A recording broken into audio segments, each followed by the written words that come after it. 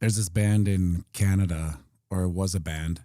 It was named Tragically Hip, and they would be arguably maybe the biggest band that's ever come through Canada, and most people have never heard of them. Now, if you've watched the piano stream, you know Tragically Hip because we play a lot of that because that's always requested. So it would never be requested in an American bar or what have you.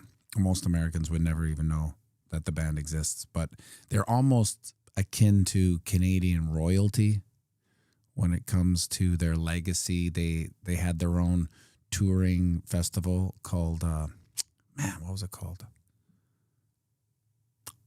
I forget actually. Another roadside attraction. And so within that they would have massive, like Foo Fighters would come and play through that, and then they would headline it. And they were probably, it was a band that you were kind of like you loved or hated, and then they slowly grew on me. I never thought he was a great singer when I was younger because I was like a singer. He's not a proper singer, but he was very unique, and there was a lyric that got me. One day I was at a girlfriend's house and she had to go out and get something. She kind of left me at her. It was her brother's house actually. And she's like, "Here, listen to this album. It's called Fully Completely, right? It's Tragically Hip. Do you like it, Tragically Hip?" I'm like, "Not really, but I'll listen to it." I think we had smoked a bunch of weed too, so it's like, everything probably sounds good right now. And I was listening to it, and back in those days, it was a CD which had a little book on it, right? Like with all the lyrics and stuff. Like, remember when you go back in time, how enjoyable it was to listen to an entire CD or album, if we go even farther back, and read the lyrics as it's almost like you fully, completely understand the music a little better. Plus, we had smoked weed, remember, right? So, like, it was one lyric it was the weirdest lyric. The song's called Fully Completely from the album. Fully Completely. It was released 1992. So that's 10, 20, 34 years ago. It's crazy. It's 34 years ago. Anyway, it goes, "I got a job, I explore, I follow every little whiff, and I want my life to smell like this, to find a place, an ancient race, the kind you'd like to gamble with, where they stamp on burning bags of shit." And when I heard that lyric and read it, I was like, it made me laugh because do you remember that was a thing that you would do to neighbors? You would, if it was like old Johnny Steinstein on the corner there, he's such a ratchety old man. You'd put dog poop in a brown paper bag and put it on a doorstep and light it on fire, and he would come out and he'd stamp on it, only to realize that he's stamping on burning bags of shit. For some reason, it's like sometimes that's all it takes to win me over. But it won me over for that band, and then I got deeper and deeper into it, and I realized so what I had missed was how great the lyrics were underneath all these songs. For whatever you might think of the songs, it's not the greatest musicians. They're kind of meat and potatoes, Ontario metal belt 4-chord rock. But Gord Downey, who died of, I think, brain cancer 10 years ago or something like that, he was a great lyricist. And so once you get really deep into the Tragically Hip, you can start appreciating the lyrics probably more than the songs. But, yeah. Anyway, that's why I named this stream "Stepping on Burning Bags of Shit," because I was wondering how we would look back on this century of central banking. How everything connects, but that was the genesis of the idea, because we look back on history and we kind of define it to centuries, and maybe we block them together into epochs, with the the Roman. Gord passed 2017, Terry Kerr says. Yeah, thanks. Treehouse Pancakes met Gordon Pemberton. Nice guy too. Yeah, he was a nice guy. He was very gracious kingpin, so to speak. Like he gave a lot of young bands. So touring with, if you got to open for Hip, you're instantly a Canadian household name, right? So they would do that. They would just find a band they all liked, and they'd like, hey, you're going to open up for our next tour. And then, then they would have a full career. So they're good that way. But back to Central, I assume whether the history books get rewritten by the victors, which it always happens, they will probably refer to this as the century of central banks.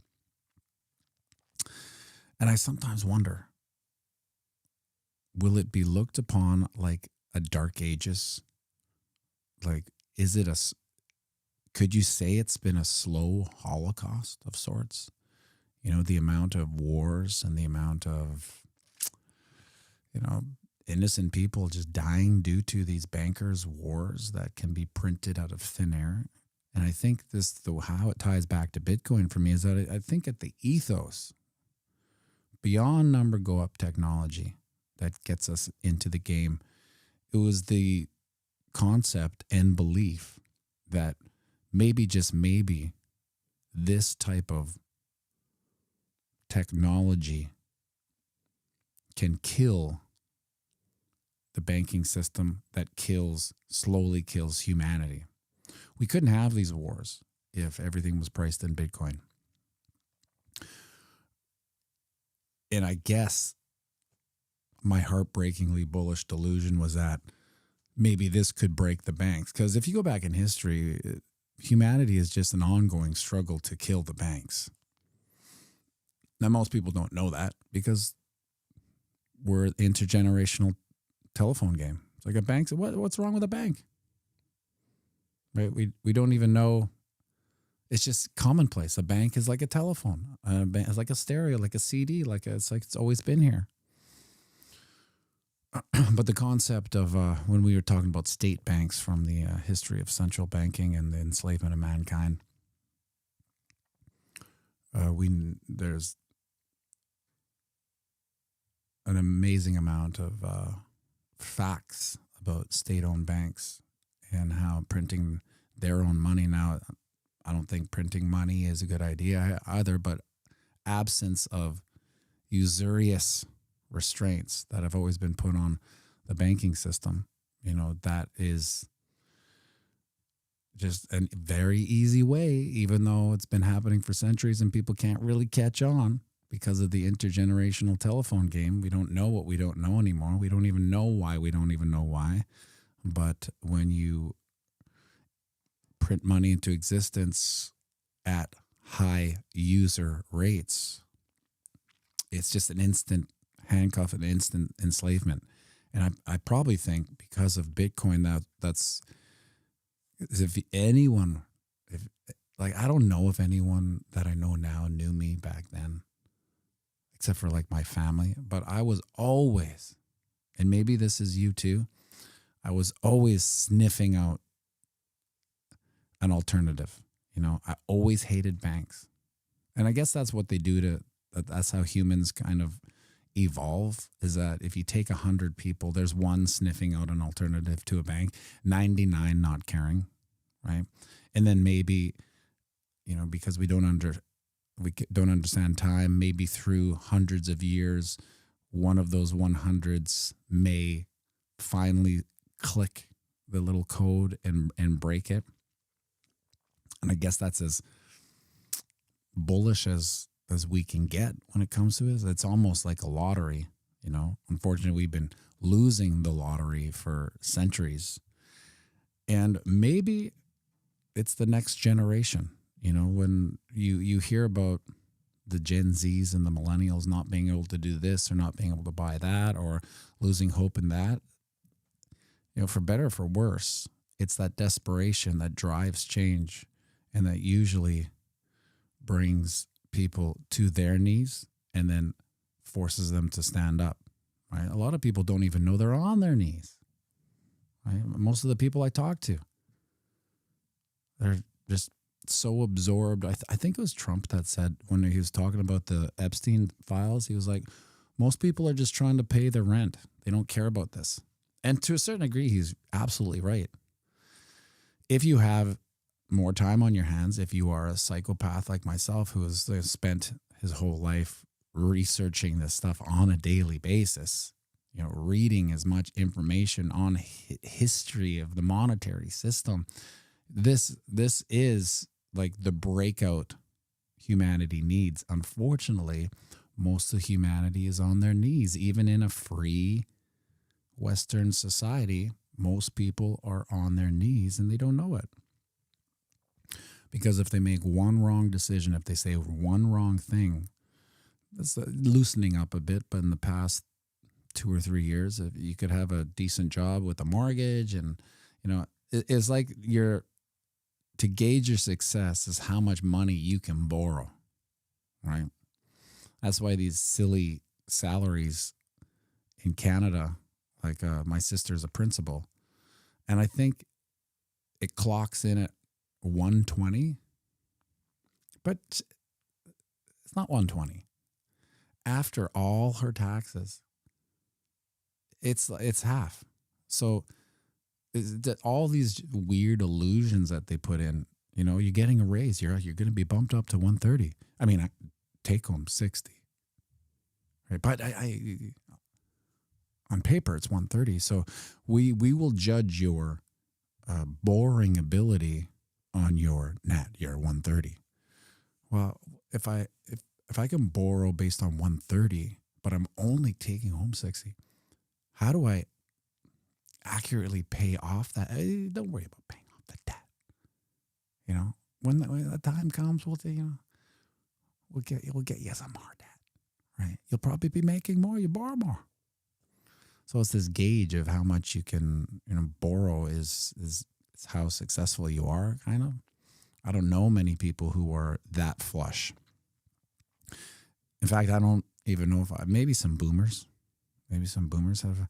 Then again, in Canada, these boomers that own their house, they still pay the VIG every month to the government to have the house. The property tax. You're never really getting out of it. Look at this back. As soon as the stream was over, bloop, everything popped. If you watched yesterday, the Brave browser wasn't working. All of yesterday's gains, I mean, all of it has been returned. It was fun though. It was fun. It got everyone's blood pumping again. It's amazing how, one green candle can erase a year and a half of complete boredom and monotony. People are like, we're back. one green candle on a 4-hour chart, no less. It's kind of a sign of how desperate, this market is for any type of action. But, as long as this is back here. Can you see that? No. Right back here. This is our last local swing high at 70.8. We couldn't even get to it. So it's close. We threw a wick up at 70.1. You can see how this 200 moving average, though, is careening down to the bottom. So our rejection zone is still 74.5. We'll move it over a bit. 74.5. Keep the papers there. That's the new one. But now that would have to be over the 200 moving average. And on the 4-hour chart, when was the last time we were over the 200 moving average? Whoa, was it? It seems like a long time ago, but it probably wasn't. It was right here. January. So January. To me, January's last week, right? Like, did February even exist? Did we even have a February? I know we did because I made thumbnails that said 02, 05, 25. We're still using 2025. So that was only 2 months ago. But let's take a look at historically. Yeah, we spend most of the time underneath the 200 moving average on the 4-hour chart. It's just usually the spikes we get over. But again, it's a 4-hour chart, so who cares? It's just a noisy little so-and-so. A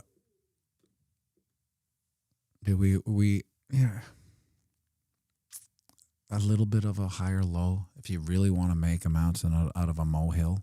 like 63.2, just taking candle bodies here, 63.2 and 63.9. Yeah, what? Log it in, put it up, $600 higher low. I don't know if you, I put it on the OG posts on the YouTube, but I was watching DCA yesterday. So I legitimately asked James from Invest Answers a question. God, what do I not have it? Yeah, I do, actually. Let's see here. Can I pull this off on a live stream? Maybe. Okay. This is the question I asked James. Now, I'm not saying that he actually took my question and see if I can I just drag it in? Is it that easy now with Ecamm? Yes, I can. Scary question about the diminishing CAGR. If we continue to follow the diminishing CAGRs from cycle high, all-time high, all-time, we should expect a 7% CAGR from 126 to 2030. Like, here's the math. Please prove me wrong. 2070, blah, blah, blah. So this is like everything that I've said in, my 2 videos I've made. Expect a 7% CAGR from 126 to 128, equals 170K-ish. Please poke as many holes in it as you can. That's the question I asked them. And then this is, come on, what he put in his stream with the DCA guys who are CTO Larson and et cetera, et cetera. Nice, a good old drag and drop working every now and then. The diminishing CAGR debate. My exact numbers: 36%, 16%, 7% with 170 peak. And of course, my recency bias and I guess my own ego suggests that maybe he did read the question and just did his own math. But how he followed that up was with the same concept that I've been coming up with. I think I did it with this this chart here. Yeah. This chart here. Let's get rid of these pictures for a second. Where are these pictures? Here they are. Where when you have this diminishing CAGR, a couple things happen. One, the smart money realizes that the CAGR's too low. That's just a golden rule, right? So whatever you want to call smart money, maybe, I don't know. A lot of people will refer to these hedge funds and institutions as smart money, but their clients are dumb, right? So they can't really be smart money if their clients are dumb. If anything, they're smart because they take their dumb clients' money, right?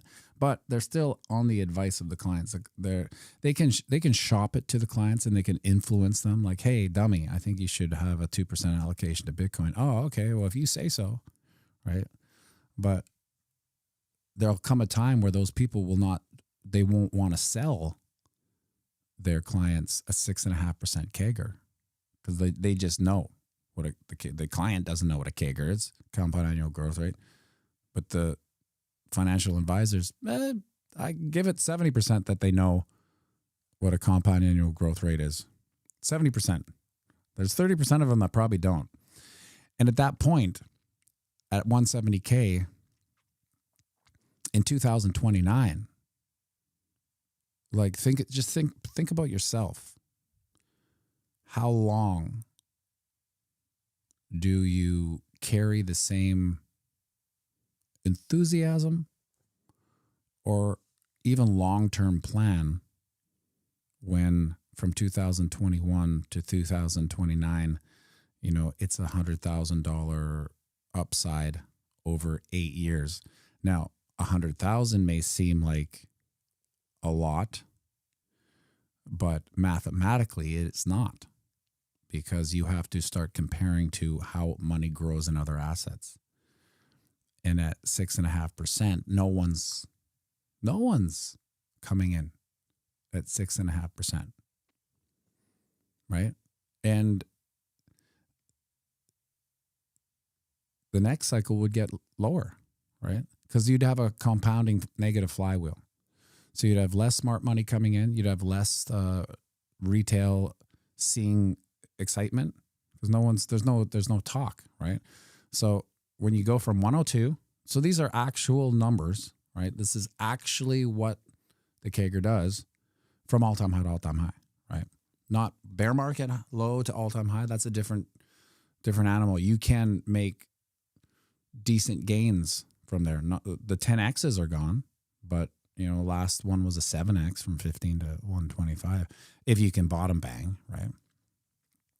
102, 36, 16, which represents about a 60% declining rate, CAGR to CAGR, all-time high. This is just numbers, right? This is just the math truth. This isn't my opinion. This isn't a theory. This is just historical numbers coming at you. And if we follow the 60% diminishing CAGR all-time high, we'll go 16 to 6.5. Now I said 7, it was a little bit generous, so I'm getting a little more so 6.5 followed by a reduction of 60% gets to 2.5%.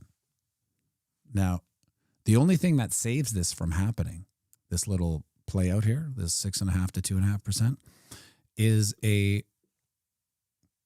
novel swan, right? Something that Bitcoin's never seen before, right? It has to come about. And what I mean by that is the novel swan will be a CAGR increase of greater than 16. And even at that, even just a simple reproduction of 16% CAGR would be a novel swan because we've never reproduced the last CAGR in Bitcoin's history. Now, we're only 4 cycles in. It's still kind of a noob, but at the reduction in CAGR, it's maturing fast into, a boring kind of, it is what it is, so you have to also understand that with a diminishing CAGR all-time high to all-time high, you also have a diminishing rate of growth from bear market to all-time high if you were to bottom bang, right? So the two go hand in hand. So it's a reduction of the top side and downside. So if we had 700% in 2021 to 25 from 15.7 to 126, 700, we would probably have a 60% reduction in that CAGR or that percentage of growth. So some loose math here. 700 with 60% is at 300, 420%. You would minus off of 700. So now we're in the 300, so to speak. The 300% all-time low to top. So it's a 3X. Still decent enough for the boomer crowd and the smart money. 3X over 4 years. Decent enough, not decent enough for retail though, because retail will, once I release the Panopticoin, they'll rather put $1,000 in something that's 0.0000001 cents, right? Even though I'm just joking, I'll never do a meme coin. Split screen 4 years later, pianomattyb shields a Panopticoin onto his community. It disappears. Dave Digital. James on run. Hold on. Let's go through this. Now, James says it's a little too early for the doom. Not that it couldn't happen. It's never too early to know the math is my... no one's as bullish as I am on the potential for humanity with Bitcoin. But when we talk historical patterns, it's just math. It's not my opinion. And I'm just kind of sharing the numbers. You make what you want out of it. We can see here, that's the 60% out, right? 102, 36, 16. In order to stop it, we need a novel swan, whatever that is. Maybe that's a continuation of war and Bitcoin becomes the currency of escape and freedom, so to speak. I don't know. All these, everything is a lever. It's the economy of existence. Something happens, a war over here, something changes here, and then this changes and that changes. So we don't know what we don't know, especially as hopelessly delusionally bullish bird brains in Bitcoin, right? We're just, anything can happen. That's why we've seen it. Okay, let me see here. Daddy-O says 42K isn't doom, it's opportunity. Yeah, it is opportunity if you can bottom bang that 42K. But I have one data point of bottom banging. Before the 2025 cycle, I was just kind of shooting darts, like buying. I didn't even know I was DCAing, but I was DCAing, because I think just $1,000 worth of Bitcoin or something, whatever. But it was in 2021, mainly because doing these videos and having like a keen sense of the timing of the markets, was I able to bottom bang. Now, I think this cycle bottom bang would be 50K around, but then what happens is that it gets close to that number, 52, and you hold off, and then maybe it goes up. So it's not like there's this perfect point 50K. I'm using 50K because we can reverse engineer 170K top in 2029 and minus it down based on the diminishing rate of return from bottoms to highs. I know it's confusing, but it works out to about 50K. And what happens a lot, and it was even at me, when it was 15.7 or whatever it was at the bottom of 2022, there was still TA that said it could go to 10K. There's always something that can make you think it's going lower, right? But you just have to come to the conclusion. And how I did it was, at this price, 15.7 or 10, will I care at 50K? No. I won't care. I won't even remember, right? But at the time, the difference between 15.7 and 10K is almost 50%. You can almost get twice as much. You can accumulate twice as much Satoshis, right? So that's where the fear and greed start coming in. And what I had on my side there was unlimited upside in my mind. Now, maybe I was naive and maybe I was ignorant, but in my mind, in the 2022 bear market, it was unending infinite upside to Bitcoin. I hadn't done a lot of this Kager work. Now I have. So now I don't necessarily believe there's unending infinite upside to Bitcoin.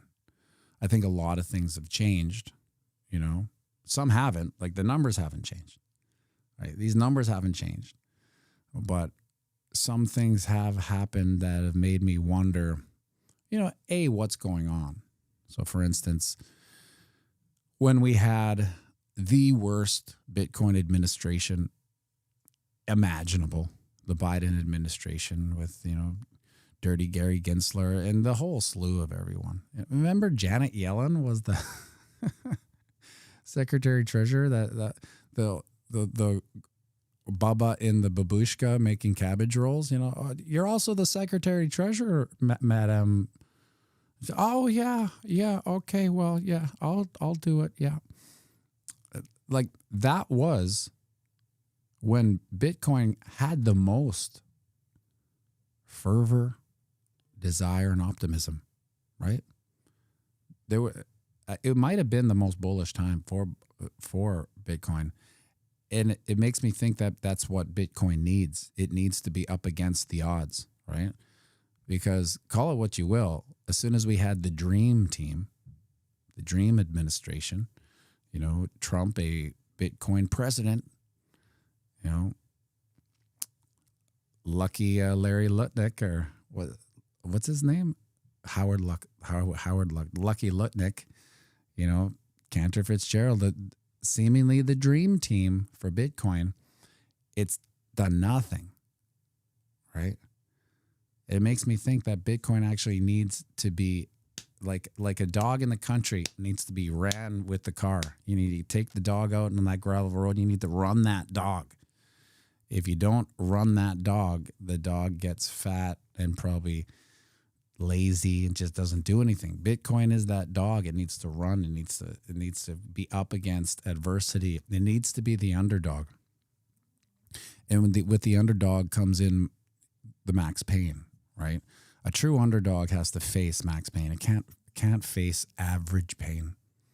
It needs to face max pain. And that's what 50K would be. I actually don't think that would be max pain. We'll know when and if we get there. Dave Digital, did you see Jack Maller's new live on Bitcoin lending tool? I think he thinks the CAGR will be larger. He made it seem like it makes sense. I haven't, but whatever CAGR he's looking at doesn't represent the historic CAGRs, right? So I know that part of Strategy 21, or like Michael Saylor's thing is like a 30% CAGR moving into the future that will diminish to 20, right? Okay, well,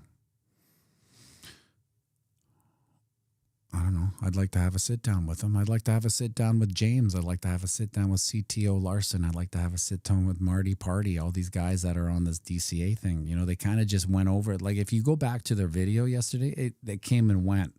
No one really had an opinion, because I think this is like one of those hard facts that, you know, I wish I didn't know, tell you the truth. And I know this doesn't do well for like people watching videos. They want Samson Mao saying it's going to 1.1 million, you know? So when you think of a $1.1 million Bitcoin, you know, in 2029, you know, the CAGR's got to be upwards of 70% year over year, right? We just don't see those CAGRs. Now, a novel swan right here where we are, a novel swan could change that. And, you know, historically, 2026 would be akin to 2022, you know, a negative year. So imagine we have two negative CAGR years. Well, there's no such thing as a negative CAGR. It's a zero, right? And then it's averaged out. But so if we were to go deliriously bullish and over time, which I am, let's say two negative CAGR years at zero, you know, in order for it to, you'd have to have a 400% CAGR, and then you would, for, even if you had it for 2 years, you'd have to, you know, divide it by 4. And so, you know what I'm saying? We'd have to have some spectacular years to get back into that novel swan thing. That maybe can happen. It maybe... Yeah, I should do that. Wick, I'm going to do that. It'll be our inside joke. Tomorrow I'm going to make my title Bitcoin to 1 million. See you at DCA Fitness Day 2. Make sure you like and subscribe and share this video with someone